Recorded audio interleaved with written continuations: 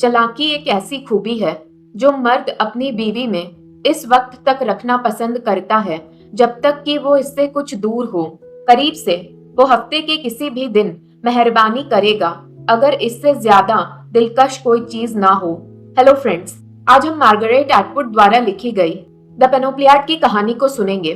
कहानी में आगे बढ़ने से पहले बताना चाहूंगी, मार्गरेट एटवुड एक कैनेडियन नॉवेलिस्ट, पोएट और लिटरेचर क्रिटिक है जिनका जन्म ओटावा कनाडा में हुआ था। अपने 12 साल की उम्र तक मार्गरेट ने कभी फुल टाइम स्कूल में पढ़ाई नहीं किया, पर जब मार्गरेट ने अपने पढ़ाई के सफर की शुरुआत की, वो लिटरेचर की एक उत्साहित पाठक बन चुकी थी और अपने 16 साल के उम्र तक मार्गरेट ने प्लेस और पोएम्स भी लिखना शुरू कर दिया था। मार्गरेट जान चुकी थी उन्हें आगे चलकर एक लेखक ही बनना है और अपनी पढ़ाई पूरी करने के बाद मार्गरेट प्रोफेशनल राइटर के सफर पर निकल चुकी थी। मार्गरेट की नॉवेल द पेनोलोपियाड की कहानी ग्रीक माइथोलॉजी के फेमस हीरो ओडेसियस की लॉयल वाइफ पेनोलोपी के नजरिए से हमें सुनाई गई है। तो बढ़ते हैं मार्गरेट की लिखी नॉवेल की तरफ।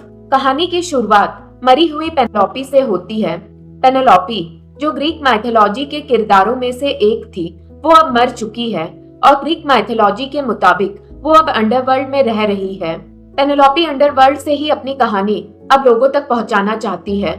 मरी हुई पेनेलोपी का ना तो शरीर है ना ही मुंह जिसके मदद से वो अपनी कहानी सुना पाए, पर पेनेलोपी के मुताबिक अब वो वक्त आ चुका है जब लोगों तक उसकी बात पहुंचे और उसके अंदर धैर्य और जज्बा दोनों हैं जिसके मदद से वो अपनी कहानी अब लोगों तक रखना चाहती है। अंडरवर्ल्ड में रहने के सफर के दौरान पेनेलोपी ने वो सब कुछ जान लिया है जो शायद वो कभी जानना नहीं चाहती थी। वो बताती है, जब लोग अंडरवर्ल्ड आते हैं अपने साथ एक बोरा लेकर आते हैं जिसमें वो शब्दों को लेकर आते हैं जो उन्होंने अपनी जिंदगी में बोले होते हैं या जो उन्होंने सुने होते हैं, और जो सारे शब्द उनके बारे में दूसरे लोगों ने बोले होते हैं। पेनेलोपी का बोरा ज्यादातर उसके पति ओडेशियस के शब्दों से भरा हुआ है। कुछ लोगों का कहना था उसके पति ने उसे बेवकूफ बनाया और सब कुछ लेकर भाग गया। ओडेशियस ट्रोजन वॉर के बाद लंबे सफर पर निकल गया था जिसे ओडेसी में लिखा गया है। पेनेलोपी के मुताबिक ओडेशियस की कहानी इतनी विश्वसनीय थी कि सभी लोग बड़ी आसानी से उसकी कहानी को सच मान लेते हैं, जबकि माइथोलॉजी के लोग ओडेसी की कहानी पर शक जताते हैं। पेनेलोपी को भी ओडेशियस की बातों पर कभी कभी थोड़ा शक होता था, पर पेनेलोपी का यकीन था ओडेशियस कभी उससे झूठ नहीं बोलेगा क्योंकि वो इतनी वफादार पत्नी थी, और इसी कारण से पेनेलोपी ने अपना शक कभी भी ओडेशियस के सामने नहीं जताया। पेनेलोपी को दुख है कि उसकी जिंदगी का सिर्फ एक ही मतलब निकला कि पेनेलोपी का नाम का इस्तेमाल दूसरी औरत को मारकर सीधा करने के लिए किया गया, क्योंकि सभी कहानी सुनने वाले पेनेलोपी को एक सबसे अच्छी और वफादार पत्नी के रूप में देखते थे और औरतों को ठीक करने उसके नाम का इस्तेमाल करने लगे। पर अब इतने सालों बाद वक्त आ चुका था जब पेनेलोपी सबके सामने अपनी कहानी रख सके और दूसरी औरत को चीख कर कह सके, मेरी तरह मत बनो। पेनेलोपी को हमेशा से पता था कि ओडेशियस एक चालाक आदमी है, लेकिन उसने कभी इस बात को स्वीकारा नहीं क्योंकि वो खुद को यह कहना चाहती थी कि सब ठीक होगा और उसे एक खुशनुमा अंत चाहिए था।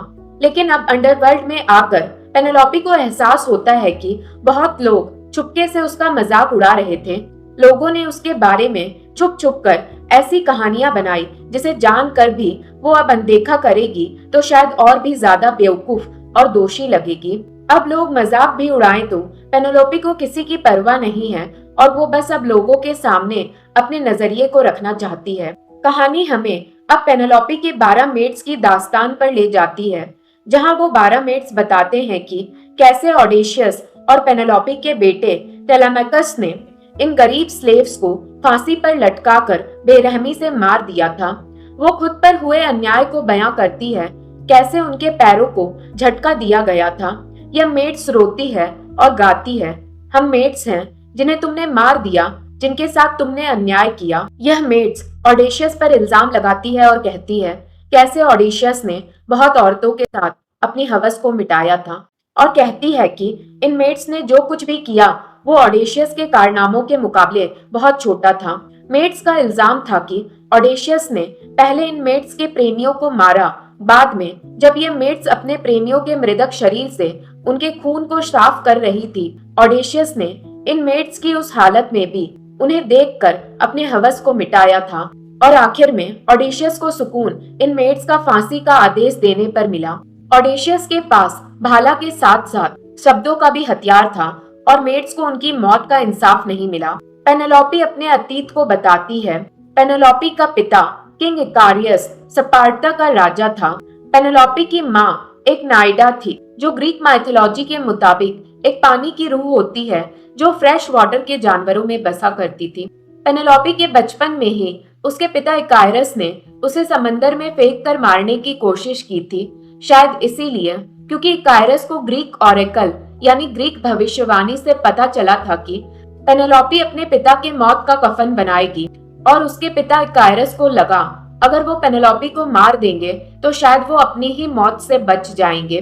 पर शायद पेनेलोपी के पिता ने गलत सुन लिया था, क्योंकि पेनेलोपी ने अपने पिता नहीं बल्कि अपने ससुर का कफन तैयार किया था। पेनेलोपी ये तो नहीं जानती है कि उसने अपने पिता की भविष्यवाणी की कहानी जो अभी हमें बताया गया है सच में ऐसी कहानी थी, या पेनेलोपी ने बस खुद को संभालने ऐसा एक विचार बना लिया था। पर पेनेलोपी एक नाइडा की बेटी होने के वजह से खुद भी हाफ नाइडा थी, और यही कारण था कि नाइडास के बच्चों का समंदर की मछलियों और समुद्री पक्षियों से एक अच्छा रिश्ता हुआ करता था।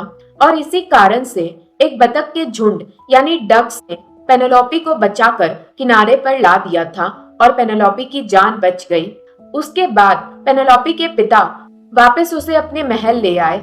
ना जाने क्यों, पर अब इकायरस अपने बर्ताव के लिए बहुत ही शर्मिंदा था और वो अब अपनी बेटे के तरफ बहुत ज्यादा फिक्रमंद और उसे अच्छे से रखने लगा था। पर उस हादसे ने कभी भी पेनेलोपी का साथ नहीं छोड़ा। पेनेलोपी की तरफ से उसका उसके पिता के साथ रिश्ता वहीं खत्म हो चुका था। वो अब अपने पिता से डरने लगी थी। कभी भी पेनेलोपी अपने पिता के साथ पहाड़ों की चोटी पर जाती या नदियों के किनारे, उसे हमेशा डर लगा रहता था कहीं उसके पिता उसे उस जगह से ढकेल कर मार तो नहीं देंगे। और वो लौटकर अपने कमरे में खुद ही रो लिया करती थी। पेनेलोपी के पिता की बात तो समझ आती थी, पर पेनेलोपी आज तक अपनी माँ के बर्ताव को कभी समझ नहीं पाई। पेनेलोपी के माँ का बर्ताव पेनेलोपी के तरफ काफी ठंडा था। जब भी वो अपने माँ को गले लगाने जाती, उसकी माँ उसे झटक कर पीछे ढकेल दिया करती थी। और पेनेलोपी को लगता है कि अगर उसके पिता नहीं तो उसकी माँ ने तो जरूर उसे मार दिया होता। माँ बाप दोनों के साथ की कमी ने पेनेलोपी को उसके बचपन से ही उसका ख्याल खुद रखना सिखा दिया था। उसका मानना था वो खुद के लिए काफी है और उसे कभी ऐसा महसूस ही नहीं हुआ कि किसी और को उसे देखना पड़े। कहानी हमें एक बार फिर उन 12 मेड्स की अफसोस भरी मुश्किल जिंदगी को दिखाती है। वो 12 मेड्स बताते हैं कैसे उनका जन्म गरीब किसानों या गुलामों के घर पर हुआ था, ना कि पेनेलोपी की तरह महलों में राजाओं के घर। इन मेड्स को इन गरीब गुलाम माँ बाप ने बचपन में ही इन महलों में बेच दिया था, जहाँ उन्हें उनके बचपन से ही महल में काम करने के लिए लगा दिया गया और जहाँ उन्हें बिना कोई आराम सुबह से शाम तक मेहनत करना पड़ता था। अगर ये मेड्स रोती तो कोई उनके आंसू नहीं पोंछते थे। अगर वो सोते तो लात मारकर उन्हें जगा दिया जाता था। इन मेड्स को गंदा, आलसी और अनाथ समझा जाता था। उनके बचपन से ही महल में आने वाले शरीफ लोग इन मेड्स के साथ दुष्कर्म करते थे और वो दर्द से रोती। उसके बावजूद भी उनके शरीर के साथ अन्याय नहीं रुकता था। बड़े होते होते मेड्स शादियों के दावतों के लिए काम कराए जाने लगी, जहाँ कभी उनकी शादी नहीं हो सकती थी और कभी उन्हें कोई तोहफा नहीं मिल सकता था। पर मेड्स भी खुश रहना चाहती थी और उन्होंने भी अपने तरीकों से इन महलों के गुलाम होने के बावजूद भी खुद की जिंदगी बचाने और खुद को खुश करने के तरीकों को सीख लिया था। वो महलों के मर्दों को अपने तरफ और अपने साथ सोने आकर्षित करती और उनके जूठे शराब पीती, अपने मालिक के खाने में अपना थूक फेंक देती और अपने ही लोगों के साथ हंस लिया करती थी। पेनेलोपी बताती है, अंडरवर्ल्ड में हर जगह अंधेरा था, पर कभी कभी यह अंधेरा अच्छा भी था उन्हें अनदेखा करने के लिए जिनसे आप बात नहीं करना चाहते थे। इन अंधेरों में जो भी रोशनी थी वो सिर्फ एस्पेडल के खेत की थी।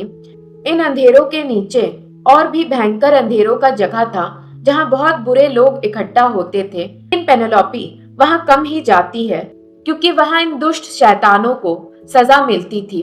पेनेलोपी बताती है कभी कभी अंडरवर्ल्ड के कुछ रूहें को मौका मिलता था कि वो बाहर की बातें इन अंडरवर्ल्ड्स के लोगों तक पहुंचाए।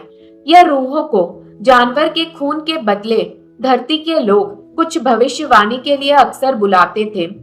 इन जानवरों का खून पीना इन रूहों के लिए मानो फिर से जिंदगी जीने जैसा था और यह रूहें जानकर पहेलियों में जवाब देती थी ताकि इन्हें बार बार बुलाया जाए।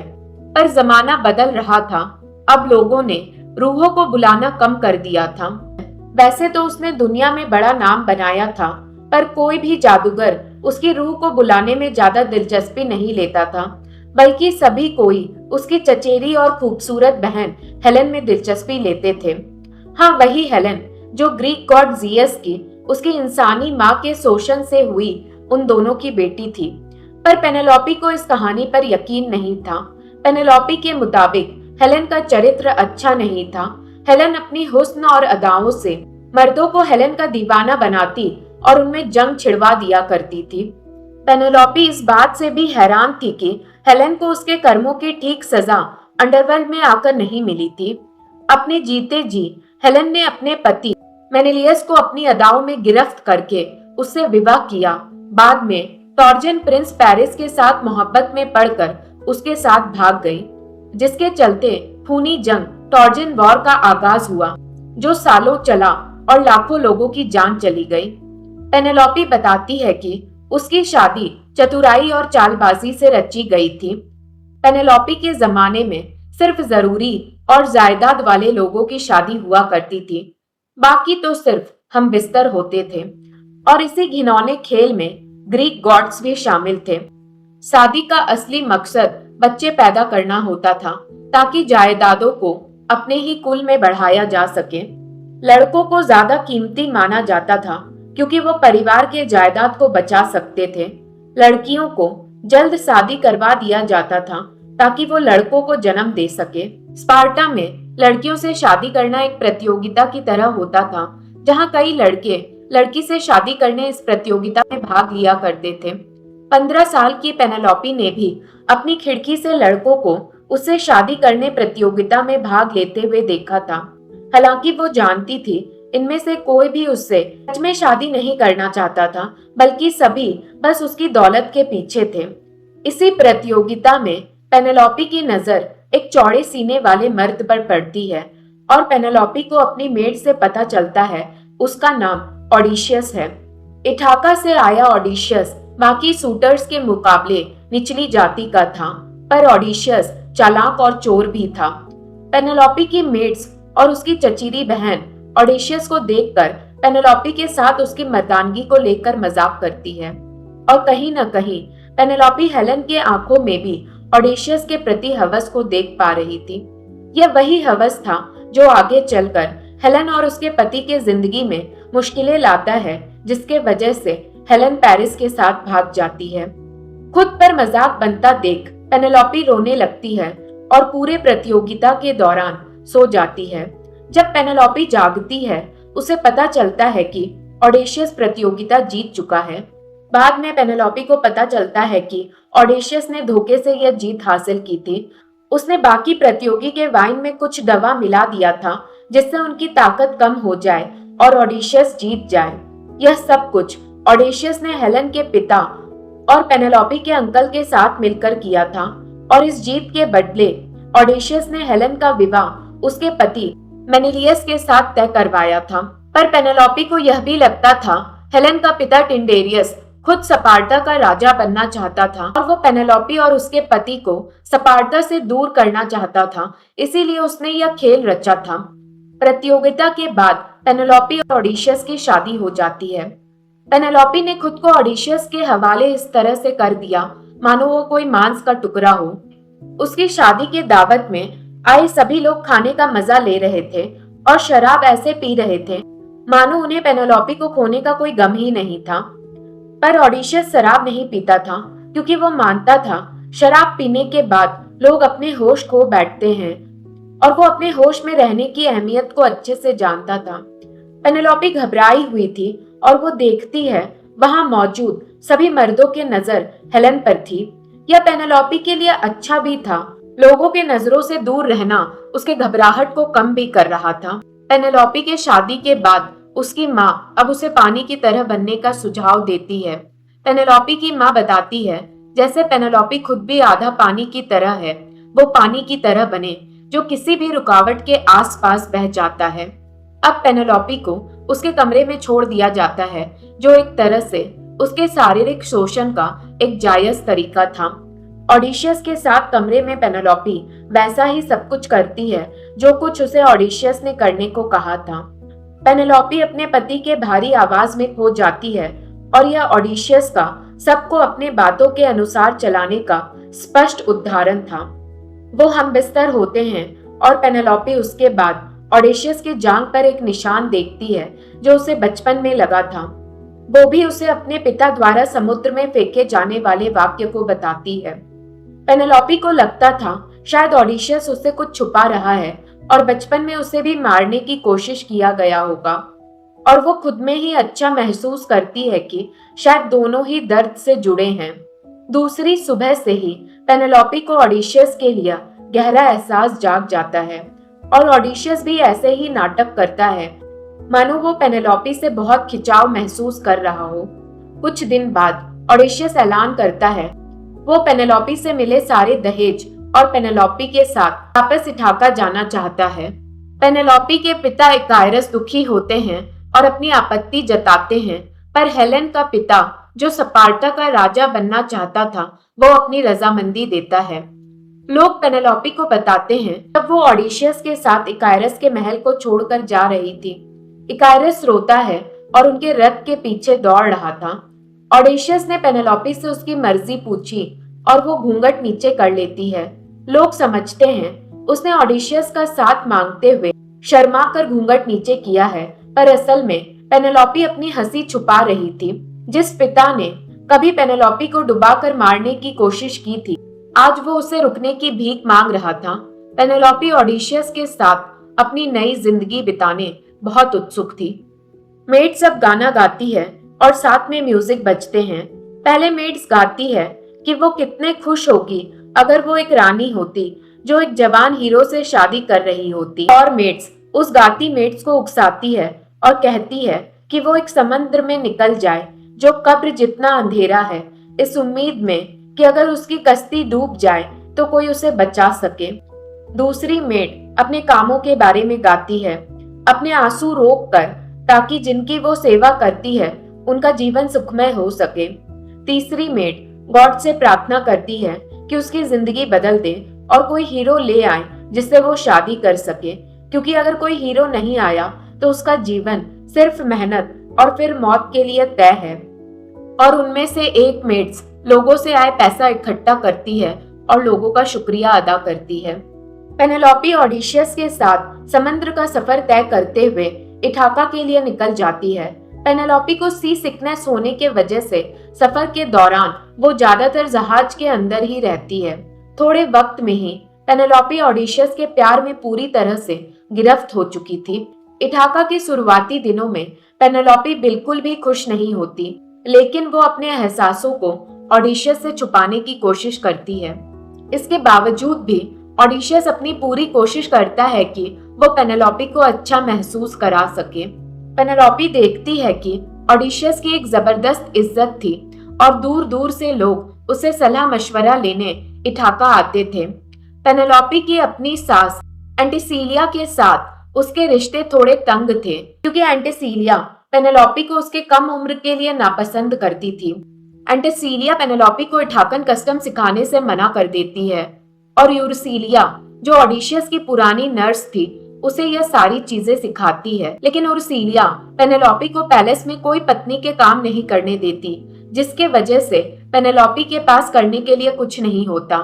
यूरसिलिया पेनेलोपी से कहती है उसका काम है कि वो जल्दी से मोटी हो ताकि वो ऑडिशियस को एक बेटा दे सके। और फिर पेनेलोपी ऑडिशियस के बेटे टेलेमाकस को जन्म देती है। उर्सिलिया पेनेलोपी के जन्मे बच्चे का बहुत ख्याल रखती और उसके लिए दुआ भी करती थी। ऑडिशियस अपने बेटे के जन्म पर बहुत खुश था और वो गौर करता है कि पेनेलोपी की बहन हेलन ने अब तक कोई बेटे को जन्म नहीं दिया था। पेनेलोपी एक पल के लिए सोचती भी है कि ऑडिशियस आखिर हेलन का ख्याल क्यों ला रहा है, पर वो फिर इस बात को भूल जाती है। मेड्स और टेलेमाकस का जन्म कुछ अलग नहीं था। दोनों अपने माँ के गर्भ में 9 महीने का कठिन सफर तय करके एक ही समय में इस दुनिया में आए थे। लेकिन मेड्स के हालात काफी कमजोर थे। जहाँ टेलेमाकस एक राजकुमार के रूप में पैदा हुआ था, मेड्स जानवरों की तरह पैदा हुई थी। टेलेमाकस का एक जायज बाप था और मेड्स मानो मिट्टी से उगी कोई वस्तु थी। मेड्स और टेलेमाकस बचपन में इठाका के किनारे एक साथ खेलते थे, लेकिन टेलेमाकस उन्हें ऐसा समझता था मानो टेलेमाकस का उन पर हक हो। मेड्स उस वक्त जानती भी नहीं थी आगे चलकर टेलेमाकस उनके साथ क्या करेगा, और शायद जानती तो क्या वो उन्हें समंदर में डुबा देती, जो उनके लिए उस वक्त आसान भी था। लेकिन यह सब कुछ मेड्स के किस्मतों के हाथों था। टेलेमाकस के जन्म के 1 साल बाद पेनेलोपी और ओडिशियस को खबर मिलती है कि पेनेलोपी की कजन हेलन, जो अब किंग मेनेलियस की पत्नी थी, एक टॉर्जन राजकुमार पेरिस के साथ प्रेम में पड़कर भाग गई है। कई सारे मर्दों ने, जिसमें ओडिशियस भी शामिल था, यह शपथ लेते हैं कि वो मेनेलियस के हक को हेलन पर बचाएंगे और हेलन को मेनेलियस के पास वापस लाने में मेनेलियस की मदद करेंगे।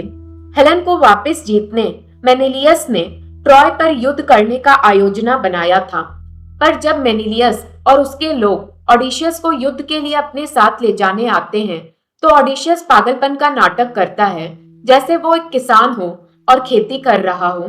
लेकिन उनमें से एक आदमी छोटे टेलेमाकस यानी ओडिशियस के बेटे को ओडिशियस के रास्ते में लाकर रख देता है और ओडिशियस को हल चलाने कहता है। बेटे का मोह ओडिशियस को हल का रुख बदलने मजबूर कर देता है और उसके पागलपन का नाटक लोगों के सामने आ जाता है और ओडिशियस को युद्ध में जाना पड़ता है।